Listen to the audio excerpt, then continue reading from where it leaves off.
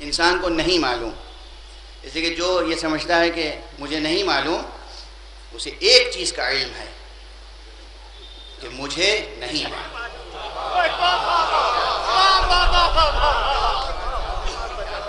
لیکن یہ مثالیں یاد رکھیے گا، یہ مثالیں ایپسٹیمولوجی اور فلسفی آف ایجوکیشن اور ان چیزوں سے متعلق ہے۔ یہ دھیرے دھیرے بات کہیں سے کہیں پہنچ جائے گی۔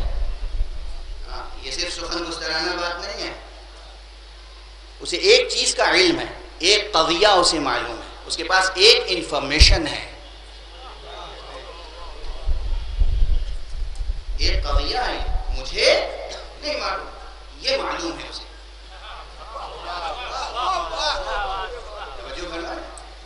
اور یہ علم کی پہلی منزل سمجھ لیجیے، ایک چیز معلوم ہے اسے۔ اور اگر انسان باب مدینۃ العلم پر بھکاری بن جائے تو پھر اسے یہ سلیقہ بھی مل جائے گا، کیونکہ گنبد کائنات میں گونجتی ہوئی یہ آواز ملے گی کہ مجھے علمنی رسول اللہ الفباب، رسول خدا نے مجھے 1000 دروازے علم کے تعلیم فرمائے اور میں نے ہر دروازے سے 1000 دروازے کھولے۔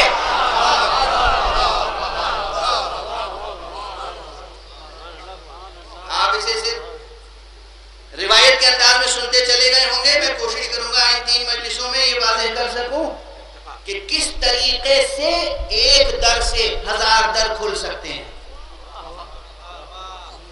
آقا نے فرمایا اسی لیے تھا تاکہ ہم یہ جستجو کریں۔ کیا اتنی سی بات وہ مقام فخر میں فرما رہے تھے؟ کیا سمجھتے ہیں آپ؟ علی ناز کر رہے تھے، علی فخر کر رہے تھے، علی دوسروں کو احساس کمتری میں مبتلا کر رہے تھے، علی کو کوئی احساس بردری تھا۔ علی یہ فرما رہے تھے تاکہ انسانوں، نوع بشر، بنی آدم یہ سمجھ لو، مجھ سے سمجھ لو، دعوت سلونی کرنے والے سے سمجھ